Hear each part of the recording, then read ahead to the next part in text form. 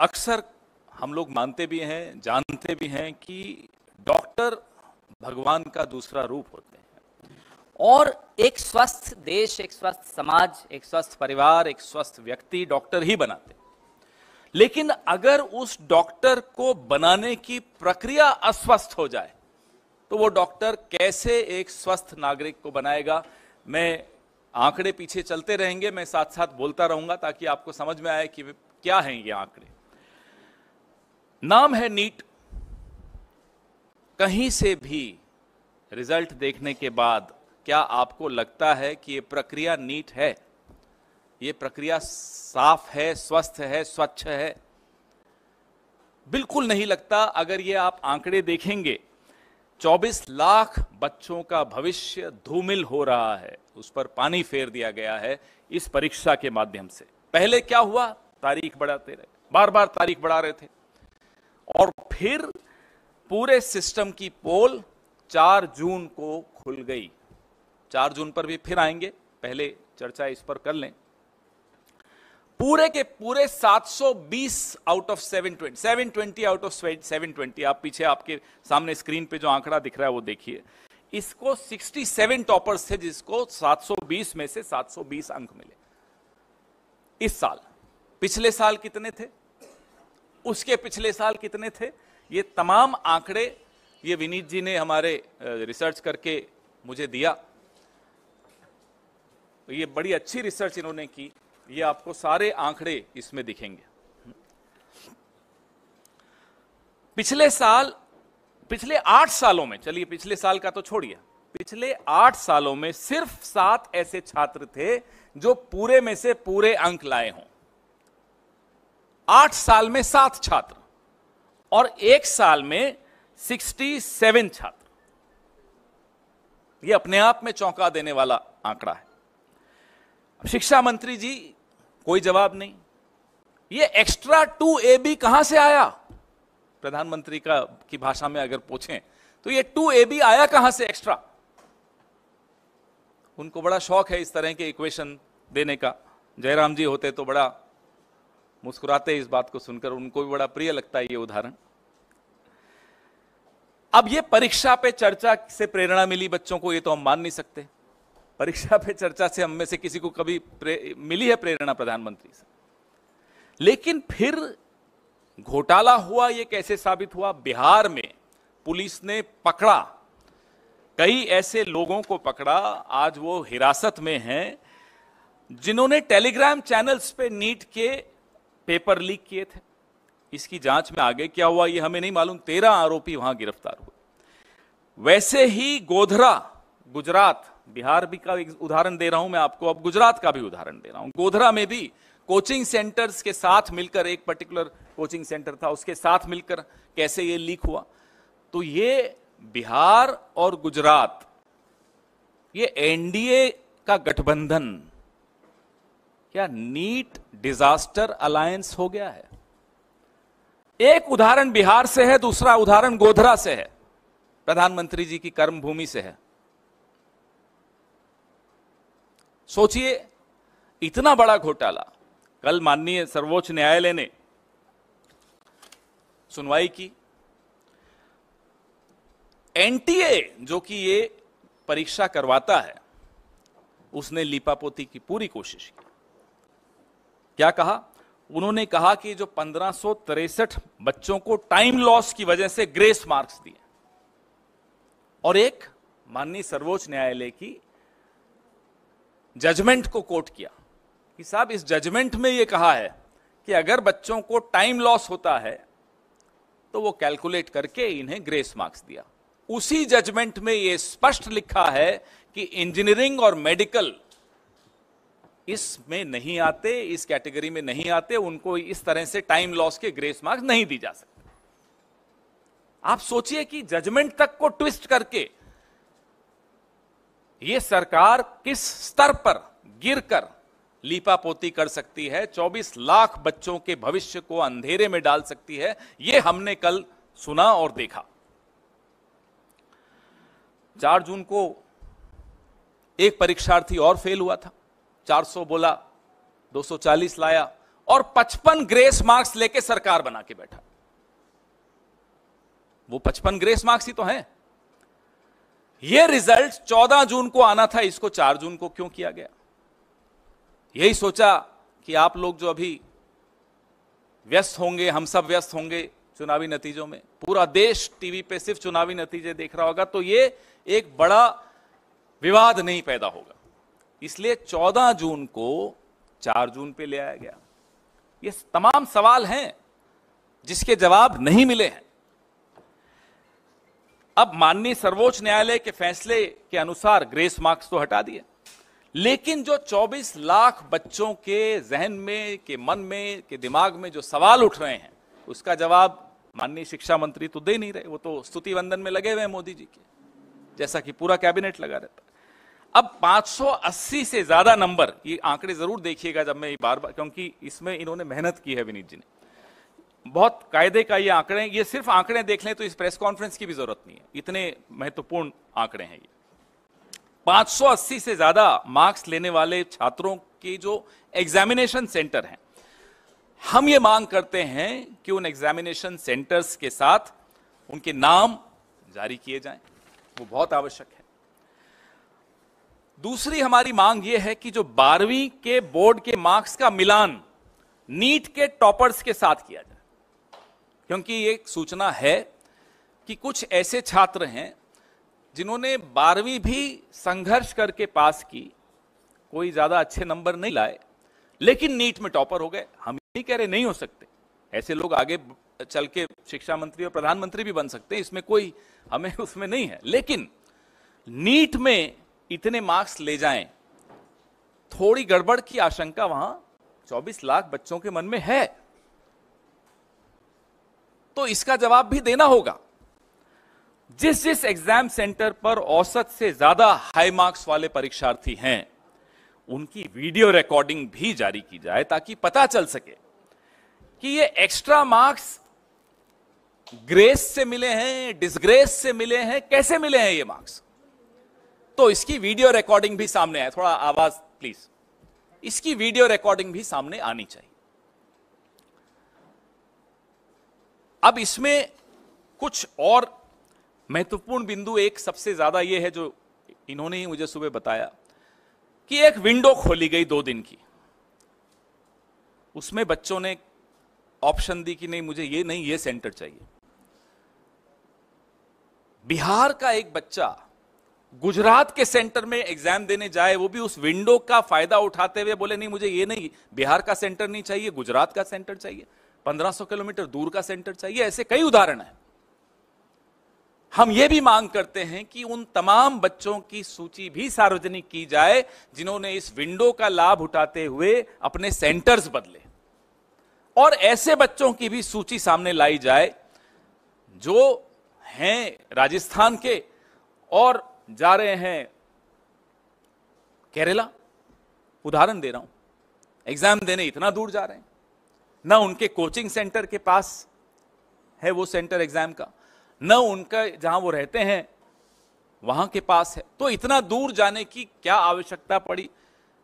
तो कई चीजें निकल कर आएंगी अगर इसका जवाब हमको मिलेगा तो।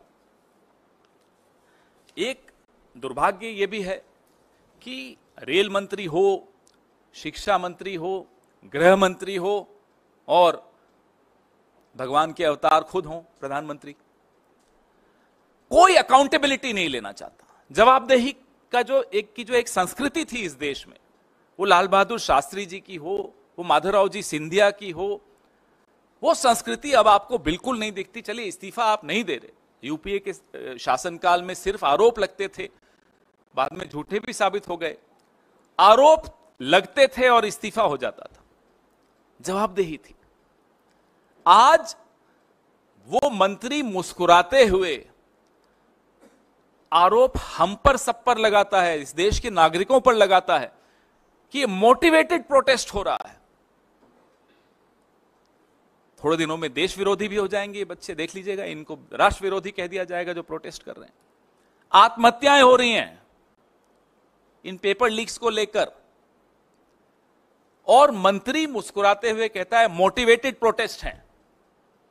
कहां है वो जवाबदेही की संस्कृति? Where is that culture of accountability which we saw in the past, even in the UPA era? I am not going to Mr. Lal Bahadur Shastri and Mr. Madhavrao Sindhya ji. Even in the UPA era we saw this. Just an accusation and people would resign. Later, of course, those accusations were proved wrong. Yet there were resignations, there was accountability, there was a respect for public opinion, there was respect for the media. अब वो कहां है सम्मान media का? वो सम्मान कहां है उन लोगों का जो सवाल पूछते हैं? आप इसी पर सवाल अपने सीमित रखिएगा तो उचित रहेगा। प्रेस रिलीज और ज्यादा विस्तृत है, इसमें और आंकड़े हैं, और मैं फिर से मेरे सहयोगी विनीत पुनिया जी को धन्यवाद देता हूं जिन्होंने आज सुबह सुबह ये आंकड़े मुझे दिए।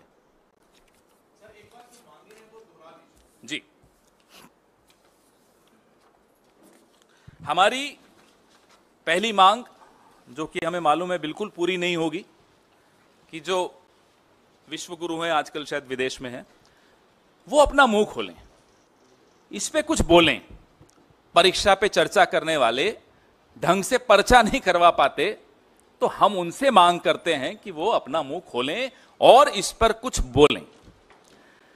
दूसरी मांग हमारी है कि जो 24 लाख उम्मीदवार 1 लाख सीटों के लिए बैठते हैं, इसमें 55,000 तो सरकारी मेडिकल कॉलेजेस की, ये छात्र अब सरकारी कॉलेजों में कैसे दाखिला ले पाएंगे? इस साल 600 अंक पाने वाले उम्मीदवारों की संख्या 80,468 है। इमेजिन, आप सोचिए, कल्पना कीजिए, 1 लाख सीटें हैं, 55,000 सरकारी सीटें हैं, 600 अंक पाने वाले 80,468 हैं।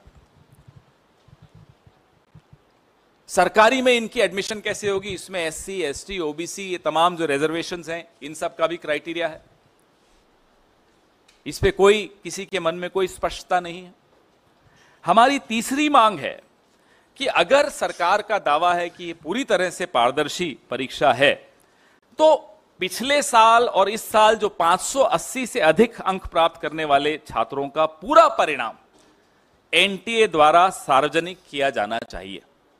580 से अधिक अंक प्राप्त करने वाले छात्रों के सेंटर्स क्या थे, एग्जामिनेशन सेंटर्स, वो भी सार्वजनिक करने चाहिए, ताकि पता चले कि वो छात्र अपने गृह स्थान से या अपने कोचिंग सेंटर के स्थान से कितना दूर जाकर एग्जाम दिया, और फिर कारण भी हमें जांच करने चाहिए कि क्यों इतना दूर गया। कुछ ऐसे छात्र हैं जो 1500 किलोमीटर दूर जाकर एग्जाम दे रहे हैं, क्यों दे रहे हैं? सेंटर आपके पास में ही है तो भी आप उस सेंटर पे नहीं गए। हमारी चौथी मांग है कि जो बोर्ड के एग्जाम्स हैं, 12वीं के एग्जाम्स विशेष तौर पे, उससे नीट के जो एग्जाम्स में जो अंक बच्चों को मिले हैं उसका मिलान किया जाए। जो टॉपर्स हैं, तथाकथित टॉपर्स जो हैं, उनके अंकों का मिलान बोर्ड के एग्जाम के रिजल्ट से किया जाए, क्योंकि ऐसी रिपोर्ट्स आई हैं कि बोर्ड एग्जाम में बड़ा संघर्ष करके वो पास हो पाए, नीट में टॉप कर गए। हमें आपत्ति नहीं है, कर सकते हैं, मेहनत की होगी, ये भी मान लेते हैं एक बार, लेकिन 67 लोग 720 में से 720 लाते हैं तो सवाल उठते हैं। कुछ सेंटर्स ऐसे हैं जिसमें सबसे ज्यादा ऐसे उदाहरण मिलेंगे आपको। अब गोधरा का मैंने आपको एक एग्जाम्पल दिया, बिहार में पकड़े गए 13 लोग अभी गिरफ्तार किए गए हैं कुछ वक्त पहले। हमारी पांचवी मांग ये है कि जिन सेंटर्स, जो सेंटर्स हाई स्कोरिंग सेंटर्स हैं, उनके वीडियो भी जारी किए जाने चाहिए, ताकि इस घोटाले की पूरी पहचान हो कि जो OMR है, जो भरा गया था OMR, उसका प्रतिरूपण हुआ था या नहीं, ये सच्चाई भी सबके सामने आनी चाहिए। एक जो हमने मांग बार बार दोहराई है, फिर से दोहरा रहे हैं, कि जैसे इलेक्टोरल बॉन्ड्स थे, जब वो सार्वजनिक हुए तो सबको कई सवालों के जवाब मिले। अभी कुछ सवाल बाकी हैं हम सबके दिमाग में, लेकिन फिर भी काफी सवालों के जवाब मिले। फिर एक लिस्ट आई कि ED CBI ने कैसे रेड डाली, और वहां फिर इलेक्टोरल बॉन्ड्स के माध्यम से चंदा गया। ऐसे ही ये तमाम जो हम जानकारियां कह रहे हैं, मांग कर रहे हैं कि सार्वजनिक पटल पे रखी जाएं, ये रखनी चाहिए, ताकि लोगों के मन में 24 लाख कोई छोटा आंकड़ा नहीं होता, 24 लाख बच्चों का भविष्य इसमें जुड़ा हुआ है। देश की स्वास्थ्य व्यवस्था का भविष्य इससे जुड़ा हुआ है। अगर देश की स्वास्थ्य व्यवस्था ही स्वस्थ नहीं होगी, उसकी प्रक्रिया स्वस्थ नहीं होगी, तो हम इस देश को अच्छा स्वास्थ्य कैसे दे पाएंगे? आपके सवाल। जहां एग्जाम सेंटर था उनका लिस्ट बिल्कुल, जो टॉपर्स हैं, खास तौर पे जो ये अंक जो विनीत जी ने इकट्ठे किए हैं, इन अंकों को देखते हुए उन तमाम सेंटर्स की जानकारी जहां सबसे ज्यादा ऐसे उदाहरण मिलेंगे कि 720 में से 720 आ गए, और अगर आप प्रतिशत में देखेंगे तो 720 में से 720 लाने वालों की जो प्रतिशत वृद्धि हुई है पिछले सालों से, 3250% की वृद्धि हुई है। आप सोच सकते हैं। जब विनीत जी ने सुबह मुझे बताया तो मैंने कहा आप पहले भेजिए, मैं मान ही नहीं सकता ऐसा। 710 जिनको मिले हैं, 941% की वृद्धि हुई है। कभी हो सकता है? इसलिए यह सवाल। पवन जी, मेरा सवाल है कि अब सिर्फ नॉर्थ के राज्य नहीं, साउथ के राज्यों में भी इसके सवाल उठने लगे इसको लेकर, एग्जाम को लेकर, और तमिलनाडु सरकार ने तो सीधे तौर पे इस एग्जाम को रद्द करने की मांग की है, पूरे एग्जाम को रद्द करने की। क्या कांग्रेस पार्टी इससे सहमत है? देखिए, इतना अगर बड़ा प्रश्न चिन्ह लग जाए, इतना बड़ा सवालिया निशान लग जाए किसी एग्जाम की प्रक्रिया पर, तो जाहिर सी बात है मांगे उठेंगी, और सरकार को चाहिए कि इन मांगों को डिसमिस किए बगैर सब कुछ सार्वजनिक पटल पर रखा जाए। पवन सर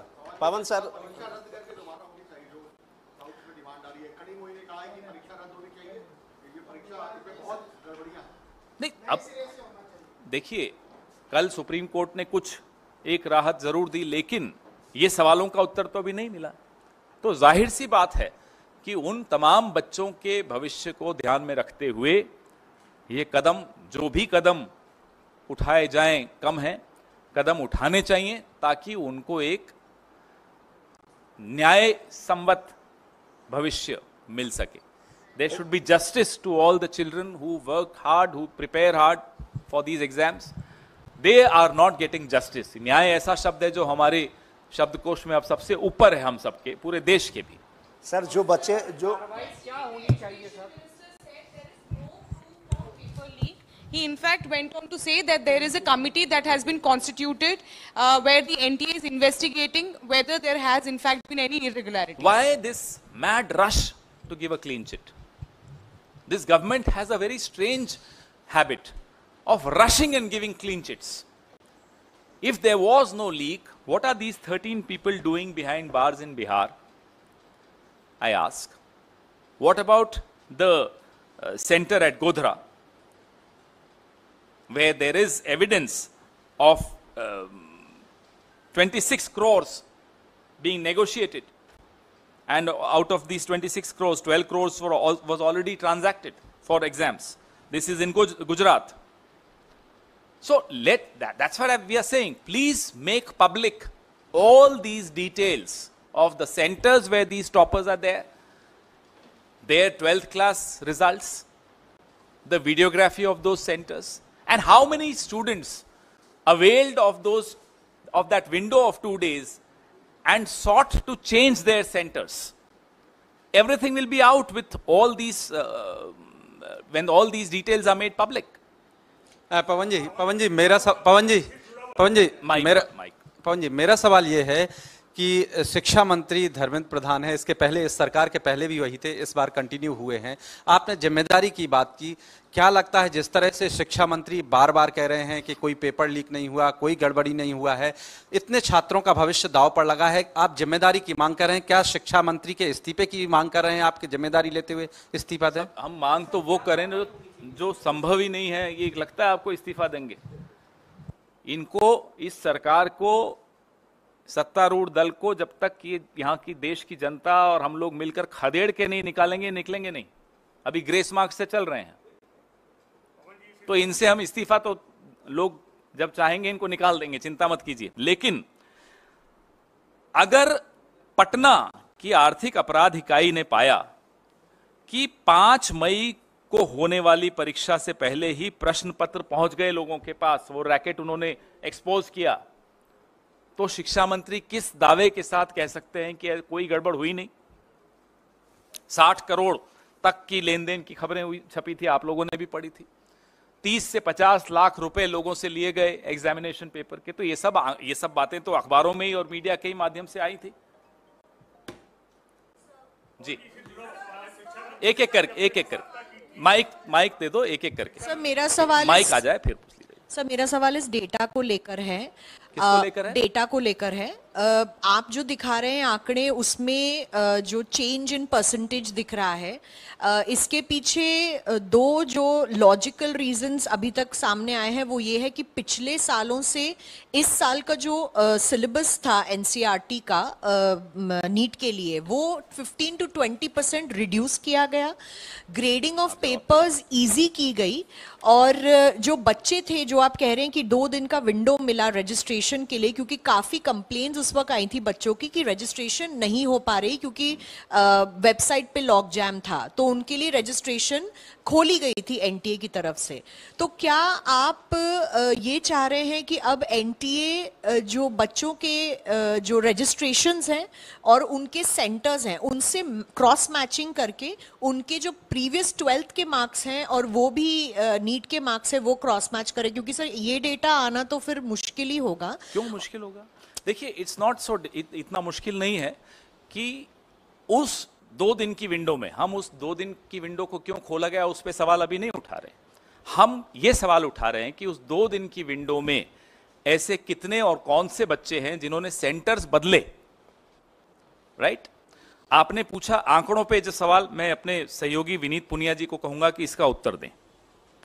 देखिए, बड़ा सीधा सवाल है, सीधा जवाब है कि अगर मार्क्स बढ़ रहे हैं, अगर स्कोरिंग इजी थी, अगर एग्जामिनेशन का टेस्ट इजी था, तो सबके मार्क्स बढ़ेंगे ना।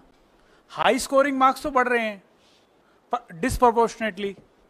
जो हाई स्कोरिंग मार्क्स हैं, जिसको आप 600 एंड अबव काउंट कर सकते हैं, उसमें जो इंक्रीज है एक अजीब, ये ह्यूमन इंटेलिजेंस के अगेंस्ट है। जो क्वेश्चन पूछा जा रहा है, जो गवर्नमेंट का जो क्लैरिफिकेशन है, ये भी बिल्कुल बेसिक कॉमन सेंस के भी अगेंस्ट है कि आपका जो हाईएस्ट एंड होता है, आप कभी भी देखेंगे कोई भी मेरिट, जो टॉप पे लोग होते हैं वो कम होते हैं।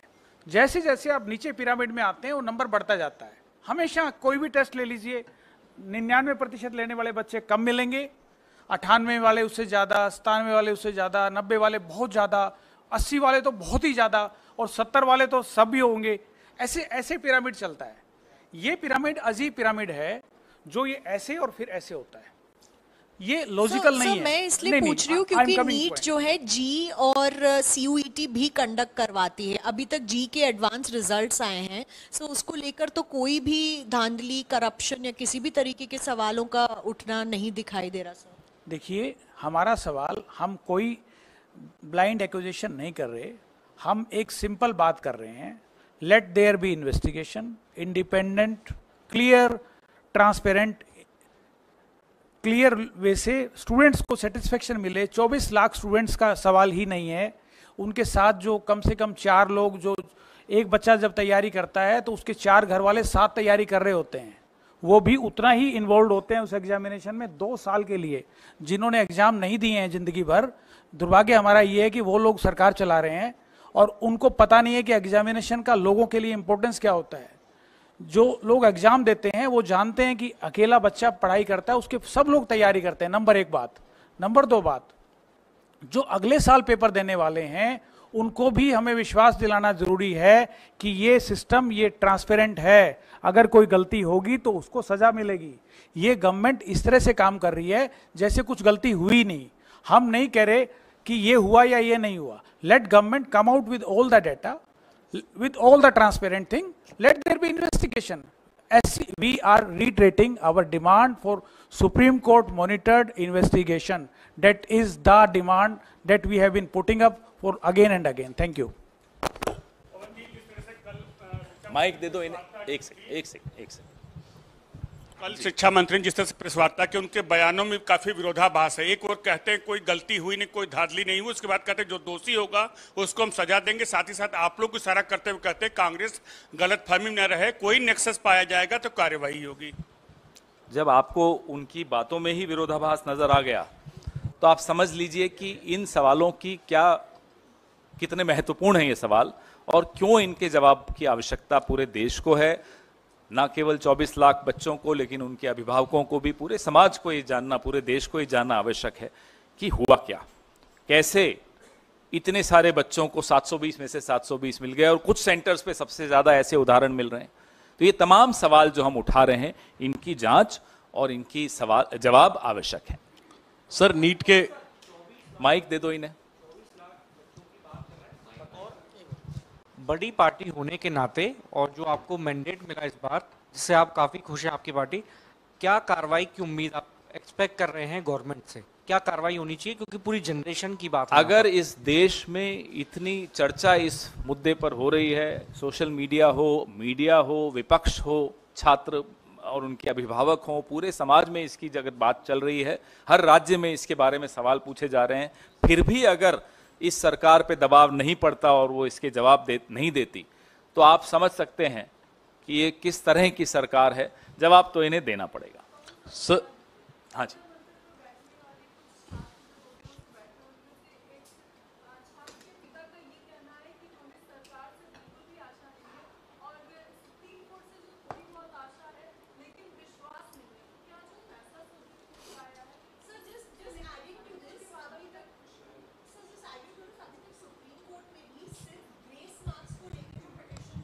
सुनवाई हुई है, तो करप्शन रिलेटेड चार्जेस या एनोमलीज रिलेटेड चार्जेस पे भी सुनवाई नहीं हुई है। इसीलिए हमारी मांग बड़ी स्पष्ट है कि सुप्रीम कोर्ट मॉनिटर्ड जांच की मांग पर हम कायम हैं, अडिग हैं, उसकी जांच होनी चाहिए, पहली बात।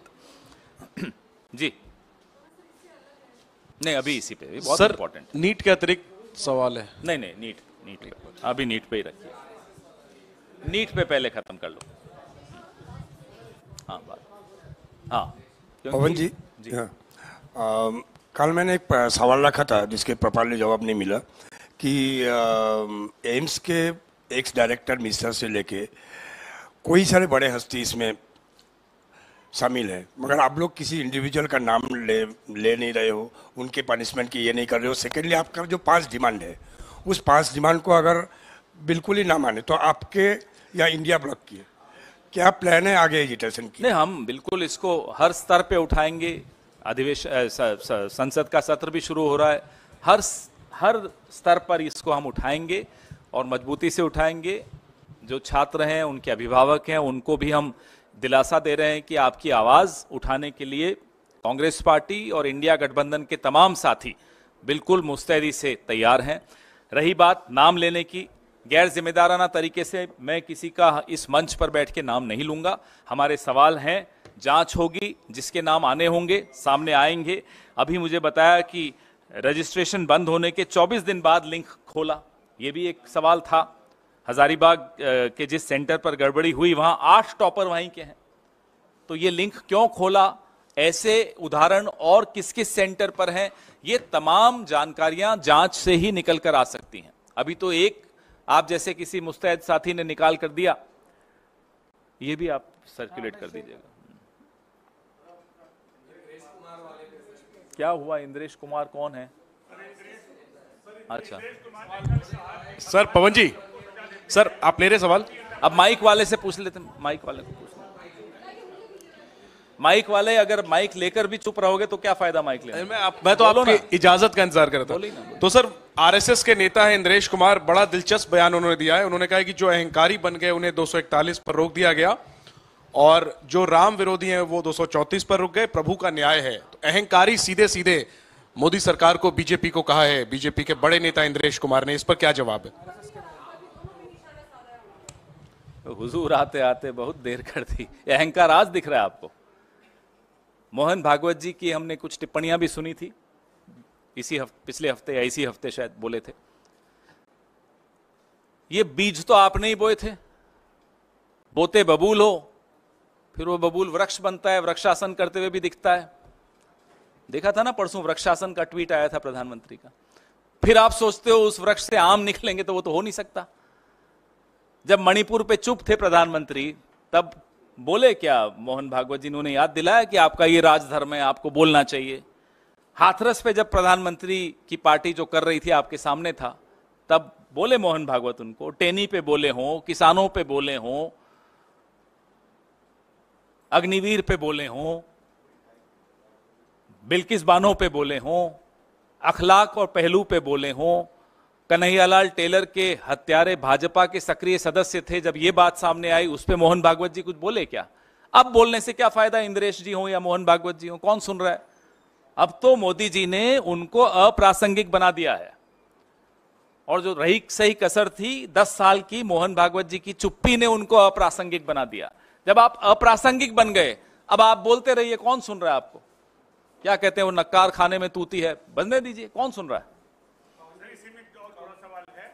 इंद्रेश कुमार ने कल ही कहा अयोध्या के पूर्व सांसद के लिए कि लल्लू जी ने जनता पर बहुत जुल्म किए। भगवान राम ने कहा इस बार रुक जाओ, अगली बार 5 साल के बाद तुम्हें देखेंगे, तुमने जुल्म बहुत किए। इनकी बातों को कौन गंभीरता से ले रहा है? मोदी जी खुद नहीं लेते इनकी बातों को गंभीरता, हम क्यों लें? पवन जी, जिस तरह से राहुल गांधी जी ने लोकसभा सीट चुनने को लेकर कहा है, क्या वायनाड सीट से प्रियंका गांधी वाड्रा आप चुनाव लड़ेंगे? कमाल के सवाल पूछ रहे हैं।